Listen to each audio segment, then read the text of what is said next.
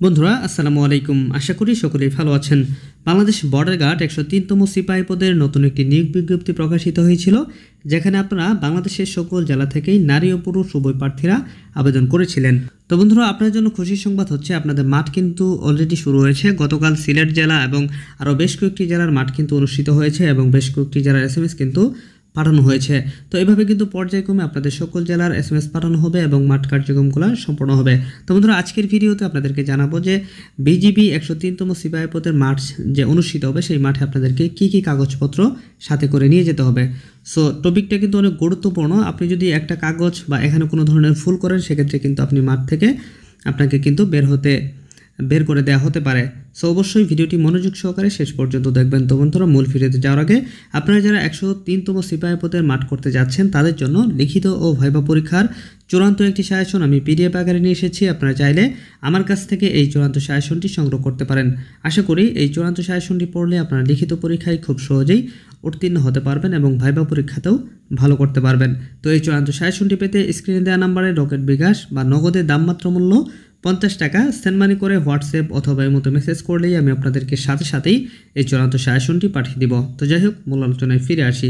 বন্ধুরা, আপনারা যারা 103তম সিপাহী পদের মাঠ করতে যাচ্ছেন তাদের অবশ্যই এখন যে কাগজপত্রগুলোর কথা বলবে সেই কাগজপত্রগুলো অবশ্যই সংগ্রহ করে রেখে দিতে হবে এবং সঠিকভাবে ঠিকঠাক করে অবশ্যই রেখে দিবেন, যাতে করে যে কোনো সময় মাঠের জন্য যদি ডাক পড়ে আপনি যেমন তাৎক্ষণিকভাবে সব কিছু গুছিয়ে মাঠে উপস্থিত হতে পারেন। তো মাঠে যাওয়ার সময় অবশ্যই আপনাকে যে সমস্ত কাগজপত্রগুলো নিয়ে যেতে হবে, তো এখানে কিন্তু বলে দেওয়া হয়েছে নিয়োগপত্রেই। তো দেখেন 9 নম্বর কলমে বলা আছে যে ভর্তির সময় আবশ্যিকভাবে যার সঙ্গে আনতে হবে ক SSC এবং HSC বা সমমান পরীক্ষায় পাশের মূল অথবা প্রভিশনাল সনদপত্র। যদি আপনার SSC এবং HSC পাশের মূল সনদপত্র থাকে সেক্ষেত্রে আপনি মূল সনদপত্র নিয়ে যাবেন। যদি না থাকে তাহলে সাময়িক যে সনদটি রয়েছে সেটি আপনি নিয়ে যেতে পারেন। দ্বিতীয়ত হচ্ছে সংশ্লিষ্ট স্কুল কলেজের প্রধান শিক্ষক অধ্যক্ষ কর্তৃক SSC বা সমমান এবং HSC বা সমমান পাশের প্রশংসাপত্র, যাতে প্রার্থীর স্থায়ী ঠিকানা ও জন্ম তারিখ উল্লেখ থাকবে।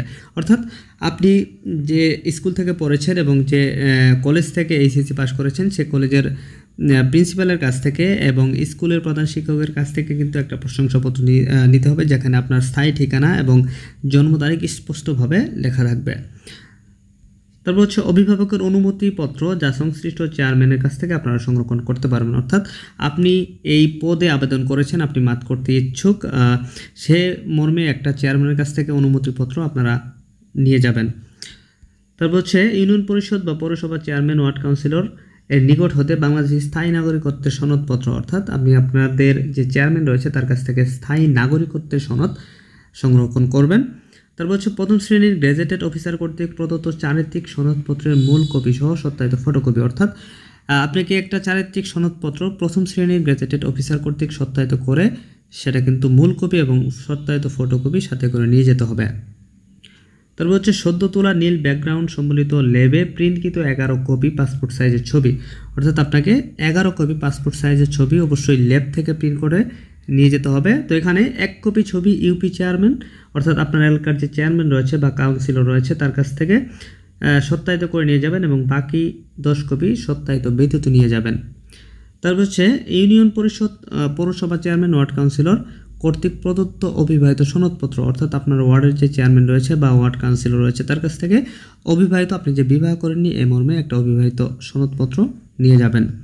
তারপর হচ্ছে জাতীয় পরিচয়পত্রের মূল কপি সহ সত্যায়িত ছায়াকপি, অর্থাৎ আপনার যে NID কার্ডটি রয়েছে সেটার মূল কপি সহ সত্যায়িত ফটোকপি সাথে করে নিয়ে যেতে হবে। সর্বশেষ আপনাকে যেটা অবশ্যই মাঠে নিয়ে যেতে হবে, যেটা ছাড়া আপনি মাঠের ভিতরেই প্রবেশ করতে পারবেন না, সেটা হচ্ছে আপনার যখন মাঠ অনুষ্ঠিত হবে তার ঠিক 3 দিন আগে আপনার ফোনে একটা SMS পাঠানো হবে। সেই SMS-এ আপনার ইউজার ID এবং পাসওয়ার্ড দেওয়া থাকবে, যা দিয়ে আপনারা joinbordercard.bgb.gov.bd এই ওয়েবসাইটে গিয়ে আপনারা অ্যাডমিট কার্ড ডাউনলোড করতে পারবেন। সেই অ্যাডমিট কার্ডটি কিন্তু অবশ্যই মাঠে ভর্তির সময় সঙ্গে আনতে হবে, অন্যথায় কিন্তু আপনারা মাঠের ভিতরে প্রবেশ করতে পারবেন না। তো এটা কিন্তু মোস্ট ইম্পর্ট্যান্ট। তো এই বাকিগুলো যেগুলো বললাম সেটা যদি আপনি প্রথম দিন না নিয়ে যান সেক্ষেত্রেও কিন্তু আপনি মাঠে প্রবেশ করতে পারবেন, কিন্তু এরা ছাড়া কিন্তু আপনারা মাঠে প্রবেশ করতে পারবেন না। অর্থাৎ অ্যাডমিট কার্ড ছাড়া কিন্তু আপনি কোনোভাবেই মাঠ পরীক্ষায় অংশগ্রহণ করতে পারবেন না। তো সর্বশেষ যেটা বলা হয়েছে যে bgb.gov.bd লিঙ্কে প্রবেশ করে ডাউনলোড অপশানে গিয়ে বিজিবিতে ভর্তি ইচ্ছুক প্রার্থীদের তথ্যাদি ফর্ম ক্লিক করতে হবে এবং ফর্মটি ডাউনলোড পূর্বক উক্ত ফর্মে উল্লিখিত তথ্যাদি যথাযথভাবে পূরণ করে ভর্তির সময় অবশ্যই সঙ্গে আনতে হবে। অর্থাৎ বিজিবির যে ওয়েবসাইটটি রয়েছে সেখানে গিয়ে আপনি ভর্তির একটা ফর্ম রয়েছে, সেই ভর্তি ফর্মটি ডাউনলোড করে পূরণ করে কিন্তু আপনাকে সাথে করে নিয়ে যেতে হবে। বন্ধুরা, আশা করি সম্পূর্ণ বিষয়টি বুঝতে পেরেছেন। তো আজকের ভিডিওটা এখানে শেষ করছি। ভালো থাকবেন সবাই। আসসালামু আলাইকুম।